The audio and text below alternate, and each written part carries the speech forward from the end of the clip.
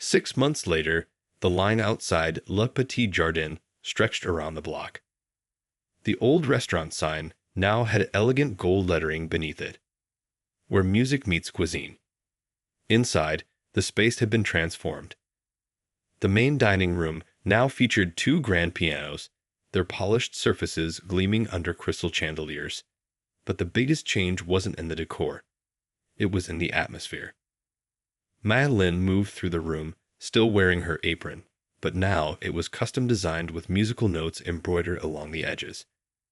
She stopped at a table where a family was celebrating their son's graduation. "Would you like to hear something special?" she asked, smiling at the proud parents. Minutes later, her fingers danced across the keys, playing Pomp and Circumstance with a jazz twist that made the young graduate laugh with delight. The restaurant had become something entirely new. Madeline had surprised everyone by turning down Mr. Lee's record deal, but her counterproposal had intrigued him even more. Together with Mr. Pierre, they had reimagined Le Petit Jardin as New York's first musical fine dining experience. The concept was simple but revolutionary. Every server was also a musician.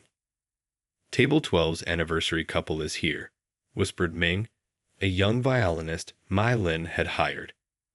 Like her, Ming balanced serving plates with playing music. Tonight, she would perform a duet with Madeline for the couple, their wedding song, arranged specially for piano and violin. The kitchen had changed too. The chef had started timing his cooking to the rhythm of the music, claiming it made his soufflés rise better. The bartenders created cocktails inspired by different composers. The Beethoven was bold and complex, while the Debussy was delicate and dreamy. Madeline's mother sat at her special corner table, where she came every evening to watch her daughter shine. Her health had improved so much that she now helped manage the restaurant's new music program, her business degree finally put to good use.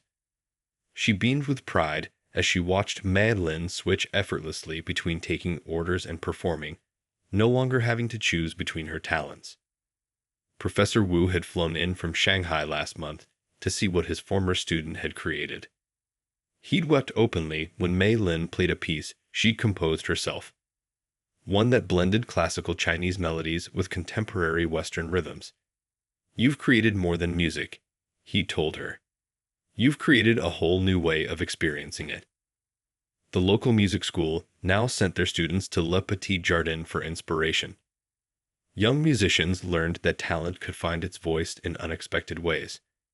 Madeline started a scholarship program, helping struggling artists pay for their education by working at the restaurant.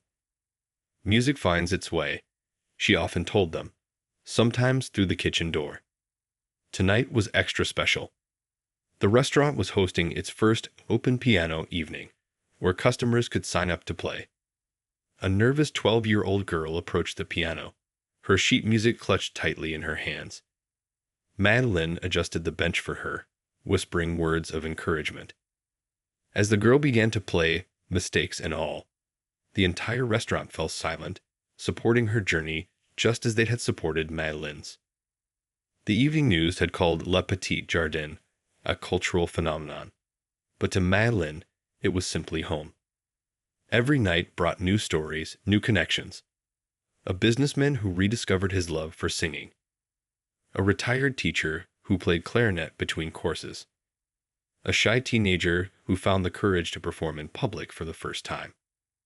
As the night drew to a close, Madeline sat at the piano one last time.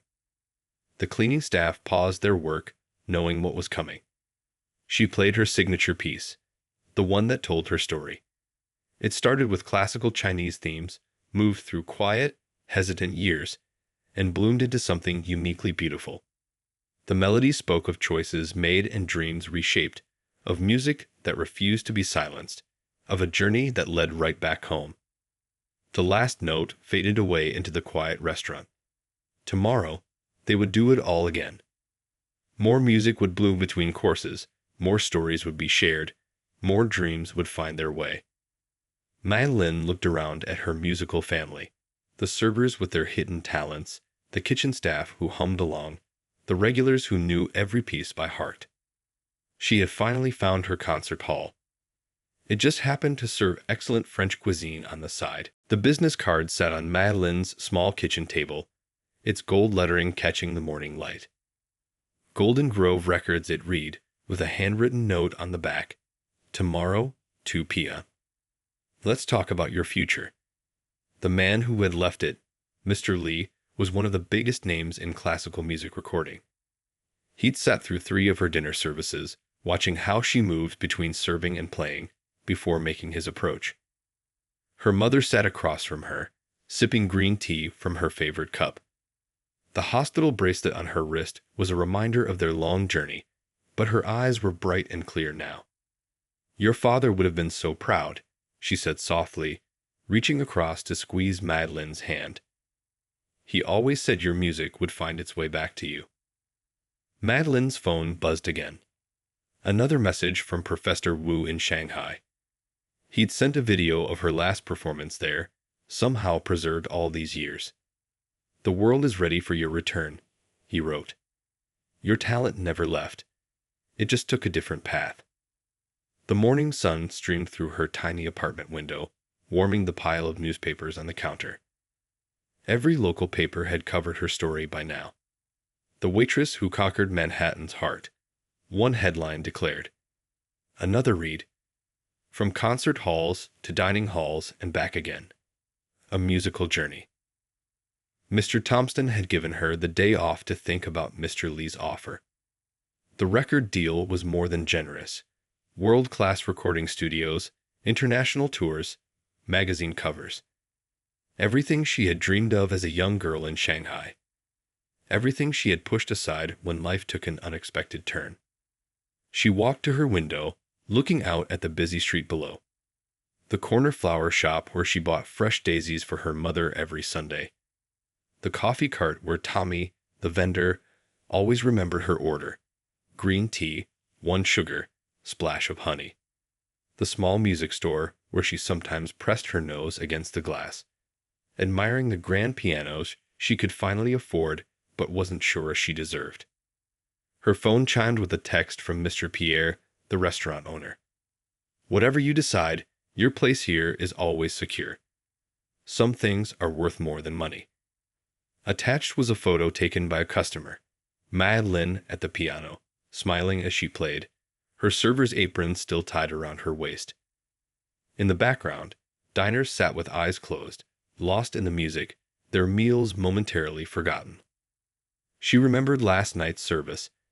A young couple had gotten engaged right as she played the requested song. The entire restaurant had erupted in applause, not just for the couple, but for the moment they all shared together. The bride-to-be had hugged her, whispering, "Thank you for making this perfect." These moments, the genuine connections, the shared joy, the simple magic of music woven into everyday life. Could she find them on a concert stage? Would she feel the same warmth under bright spotlights as she did in the gentle glow of dinner candles? Her mother watched her from the table, understanding in her eyes. "Life gave you lemons," she said in Mandarin, "and you made not just lemonade, but something entirely new, something beautiful." Madeleine sat at her small electronic keyboard, a gift from her coworkers on her last birthday. Her fingers found the keys, playing softly so as not to disturb the neighbors. The melody was something new, something that had been forming in her heart these past weeks. It wasn't quite classical, wasn't quite contemporary. Like her life, it was a blend of different worlds. The afternoon light began to fade, reminding her that time was moving forward, waiting for her decision. Mr. Lee's card seemed to glow brighter on the table. The weight of 10 years, of choices made and paths not taken, pressed upon her. But this time, the weight felt different. This wasn't a choice between music and duty anymore. This was a chance to rewrite her story, to show the world that sometimes the most beautiful melodies come from the most unexpected places. She picked up her phone, her heart suddenly light. She knew what she wanted to do. The path ahead wasn't the one she'd imagined as a young girl in Shanghai, or even the one Mr. Lee was offering now. It was something new, something uniquely her own.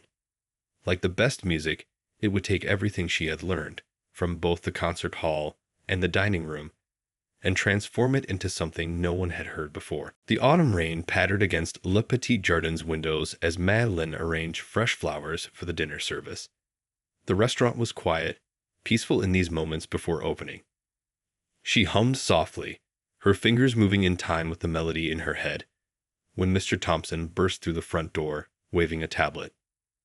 "Madeleine, have you seen this?" His voice echoed through the empty restaurant. "It's all over the Chinese social media. Someone recognized you." Her hands froze mid-arrangement. On the screen was an article in Chinese, accompanied by two photos side by side. On the left, a teenage girl in a concert dress stood proudly beside a grand piano. On the right, a woman in a server's uniform played in a dimly lit restaurant. The headline read, "Lost Prodigy Found. Shanghai's Piano Princess now serving tables in New York." Madeleine sank into a nearby chair, her legs suddenly weak. The article was written by Mr. Zhang, one of Shanghai's most respected music critics. He had been there at her final performance just days before she left for America. Now he had pieced together her story, describing her as the young talent who disappeared at the height of her promise. "The article mentions your competitions, your scholarships," Mr. Thompson said excitedly, trying to read through a translation app. "It says you were supposed to perform at Carnegie Hall that year." The front door chimed again. A delivery man handed Madeleine a thick envelope. Inside was a handwritten letter from her old piano teacher, Professor Wu. The paper trembled in her hands as she read, "My dearest student, for 10 years I wondered what became of the girl who played with such heart. Now I know she never stopped. She just found a different way to share her gift." Throughout the day, more messages flooded in. Old classmates from the conservatory, former teachers, music lovers who had attended her concerts. Each message carried memories of a life she had carefully packed away, like sheet music in an old trunk. During the dinner service, Madeleine played as usual, but her heart raced every time the door opened. Would she recognize someone from her past? Would they recognize her? The weight of her previous life pressed against her chest with each note she played. Near closing time, an elderly couple came in. The woman walked straight to the piano, her eyes glistening. "I was there," she said softly in Mandarin, "at your last concert in Shanghai. You played Butterfly Lover's Concerto. I never forgot it." Madeleine's fingers trembled above the keys.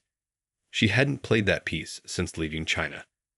But as she began the familiar melody, something inside her broke free. The music poured out, carrying with it all the emotions she'd held back for 10 years. The pain of leaving, the worry for her mother, the fear of losing her dream forever. The restaurant staff gathered quietly, watching their colleague transform before their eyes. This wasn't just their piano-playing waitress anymore. This was Madeleine as she used to be, as she could have been, as she still was somewhere inside. When she finished, the elderly woman hugged her tightly. "Music never leaves us," she whispered. "It just waits, like a patient friend, for the right moment to return."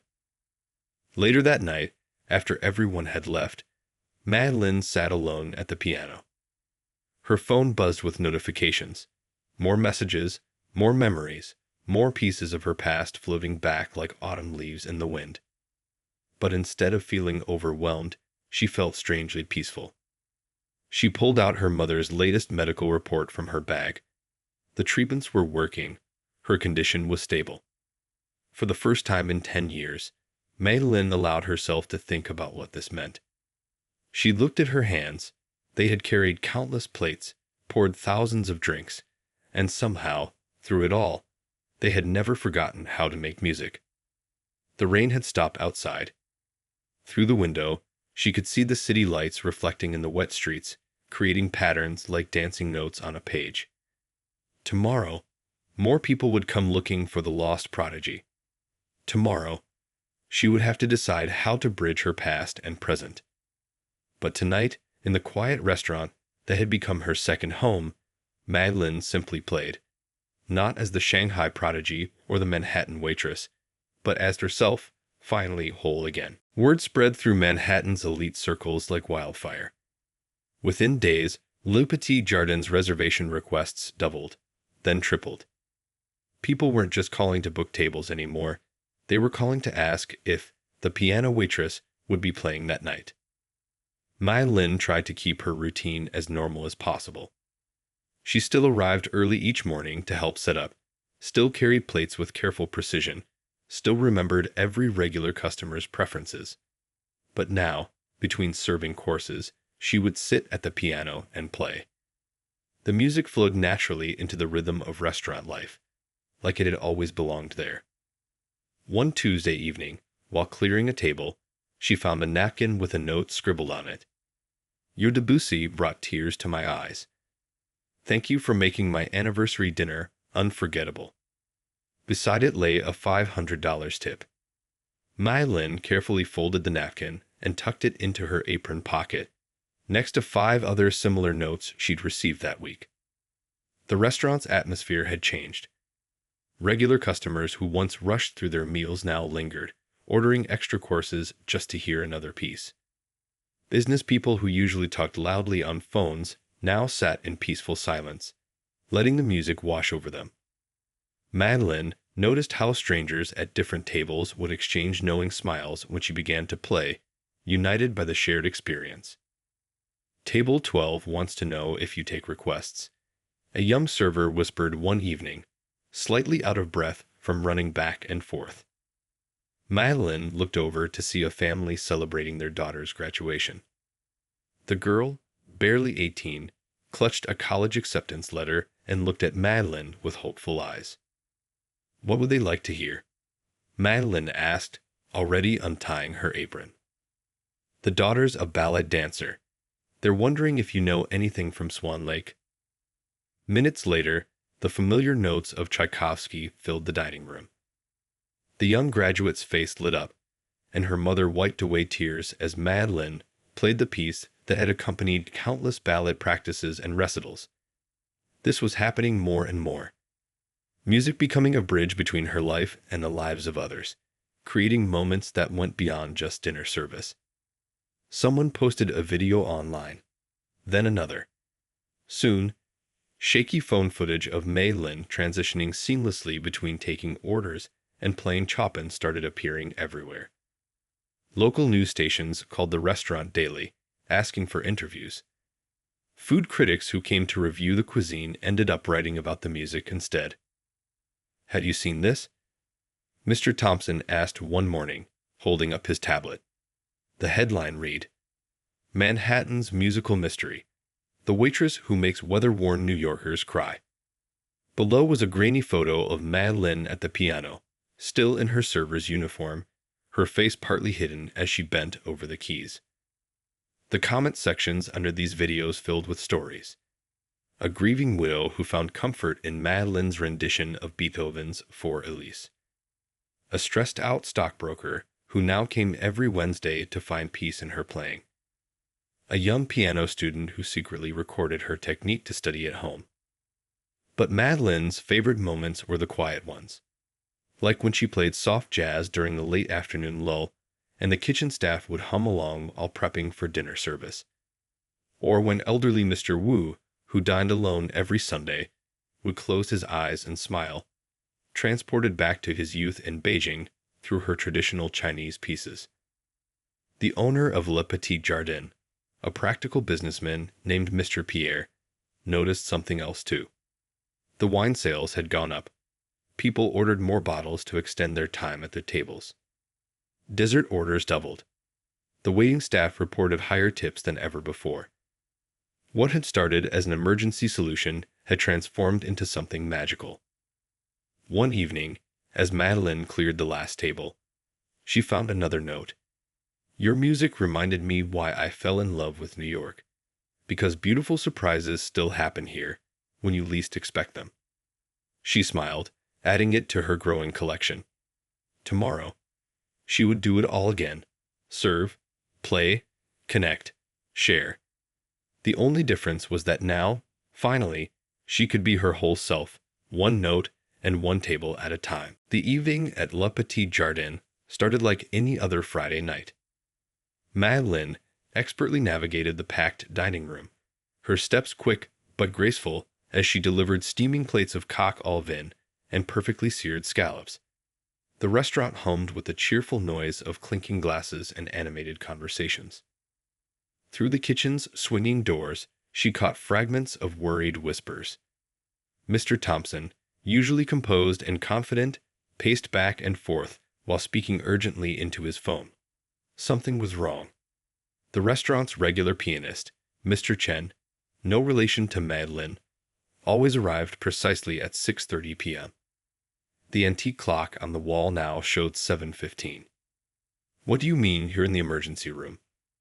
Mr. Thompson's voice carried across the kitchen. "The governor's wife is hosting her charity dinner here tonight. Half of Broadway's biggest producers will be here."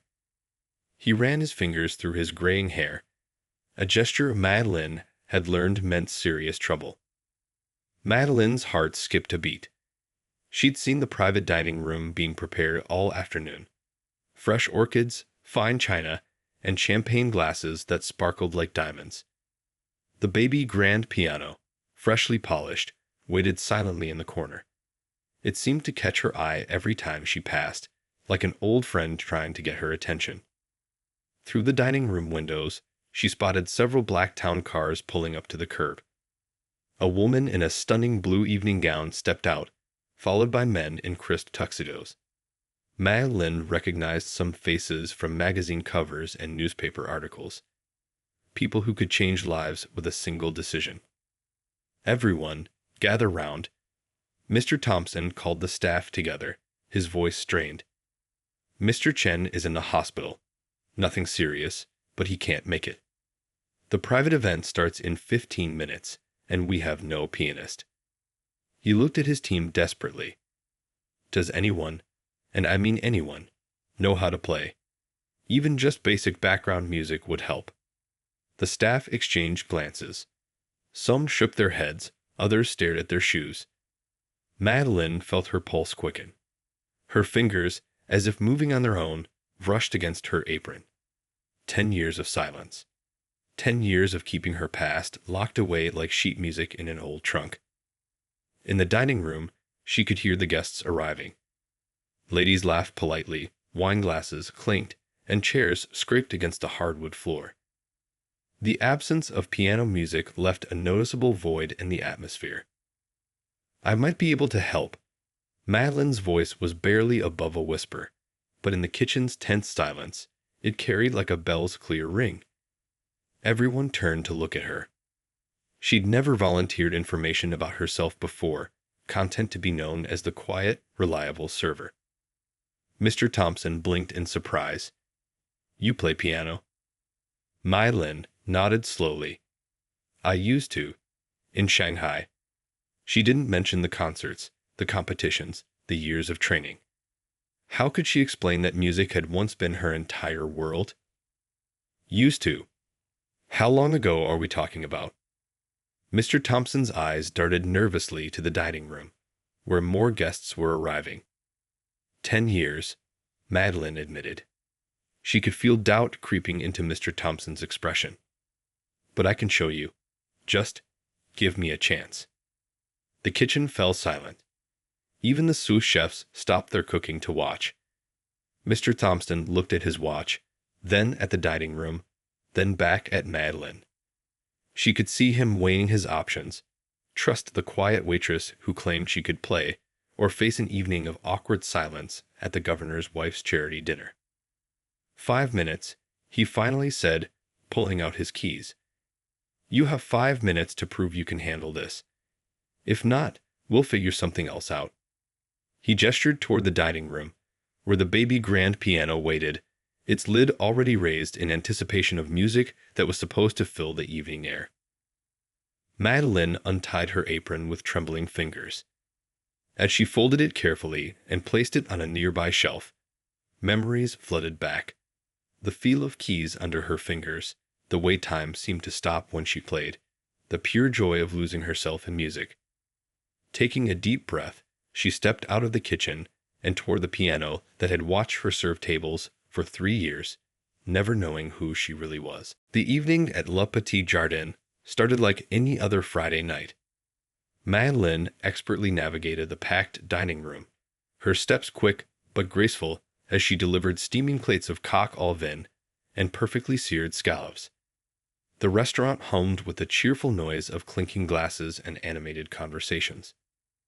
Through the kitchen's swinging doors, she caught fragments of worried whispers. Mr. Thompson, usually composed and confident, paced back and forth while speaking urgently into his phone. Something was wrong. The restaurant's regular pianist, Mr. Chen, no relation to Madeleine, always arrived precisely at 6:30 p.m. The antique clock on the wall now showed 7:15. "What do you mean you're in the emergency room?" Mr. Thompson's voice carried across the kitchen. "The governor's wife is hosting her charity dinner here tonight. Half of Broadway's biggest producers will be here."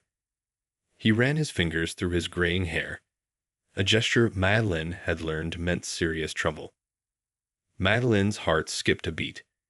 She'd seen the private dining room being prepared all afternoon. Fresh orchids, fine china, and champagne glasses that sparkled like diamonds. The baby grand piano, freshly polished, waited silently in the corner. It seemed to catch her eye every time she passed, like an old friend trying to get her attention. Through the dining room windows, she spotted several black town cars pulling up to the curb. A woman in a stunning blue evening gown stepped out, followed by men in crisp tuxedos. Madeleine recognized some faces from magazine covers and newspaper articles, people who could change lives with a single decision. "Everyone, gather round." Mr. Thompson called the staff together, his voice strained. "Mr. Chen is in the hospital. Nothing serious, but he can't make it. The private event starts in 15 minutes, and we have no pianist." He looked at his team desperately. "Does anyone, and I mean anyone, know how to play? Even just basic background music would help." The staff exchanged glances. Some shook their heads, others stared at their shoes. Madeleine felt her pulse quicken. Her fingers, as if moving on their own, brushed against her apron. 10 years of silence. 10 years of keeping her past locked away like sheet music in an old trunk. In the dining room, she could hear the guests arriving. Ladies laughed politely, wine glasses clinked, and chairs scraped against the hardwood floor. The absence of piano music left a noticeable void in the atmosphere. "I might be able to help." Madeleine's voice was barely above a whisper, but in the kitchen's tense silence, it carried like a bell's clear ring. Everyone turned to look at her. She'd never volunteered information about herself before, content to be known as the quiet, reliable server. Mr. Thompson blinked in surprise. "You play piano?" Madeleine nodded slowly. "I used to, in Shanghai." She didn't mention the concerts, the competitions, the years of training. How could she explain that music had once been her entire world? "Used to. How long ago are we talking about?" Mr. Thompson's eyes darted nervously to the dining room, where more guests were arriving. 10 years, Madeleine admitted. She could feel doubt creeping into Mr. Thompson's expression. "But I can show you. Just give me a chance." The kitchen fell silent. Even the sous chefs stopped their cooking to watch. Mr. Thompson looked at his watch, then at the dining room, then back at Madeleine. She could see him weighing his options. Trust the quiet waitress who claimed she could play, or face an evening of awkward silence at the governor's wife's charity dinner.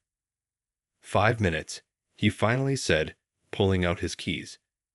"You have 5 minutes to prove you can handle this. If not, we'll figure something else out."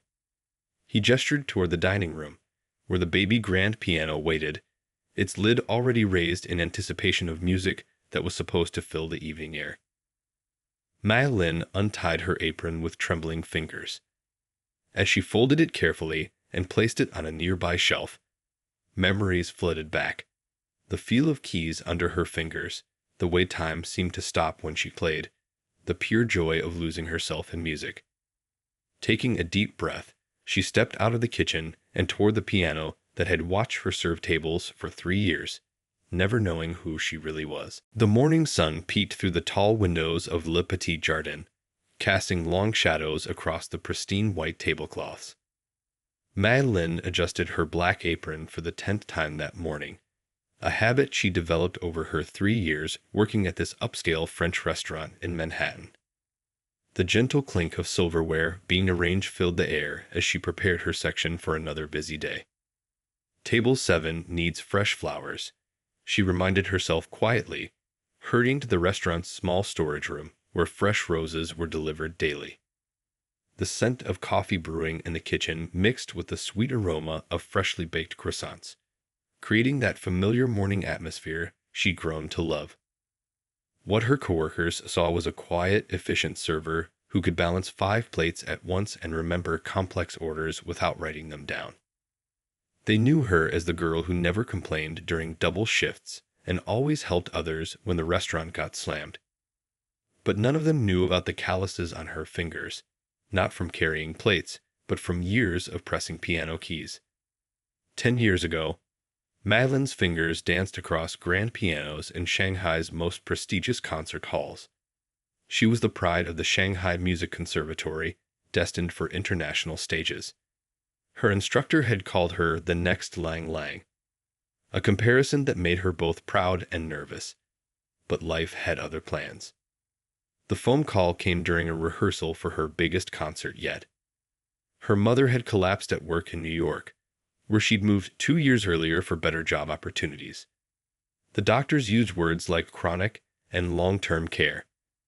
Within a week, Madeleine packed away her music sheets, said goodbye to her dreams, and boarded a plane to America. Now, as she arranged wine glasses with practiced precision, she sometimes caught herself moving her fingers in familiar patterns. Muscle memory from Chopin's nocturnes or Beethoven's sonatas. The restaurant's baby grand piano, sitting elegantly in the corner of the main dining room, seemed to watch her every move. During quiet moments, she would steal glances at it, remembering the feel of polished keys under her fingers. "May, the breakfast rush is starting," called out Mr. Thompson, the floor manager, snapping her back to reality. She quickly grabbed her notepad and hurried to greet the first customers of the day, a group of Wall Street executives who were regular breakfast patrons. "Good morning, gentlemen," she said warmly, her genuine smile matching her soft voice. "Would you like to start with some coffee?" As she took their orders, her mind effortlessly categorized dietary restrictions and preferences she'd memorized over months of serving them. Mr. Richards, no dairy. Mr. Patel, vegetarian. Mr. Kennedy, extra crispy bacon. Between refilling coffee cups and delivering perfectly plated French omelettes, Madeleine moved with a grace that reminded her of how she once moved during performances. The dining room was her new stage, and each table was a different piece to master. She had learned to find beauty in this new rhythm of life, even if it wasn't the one she had originally composed for herself.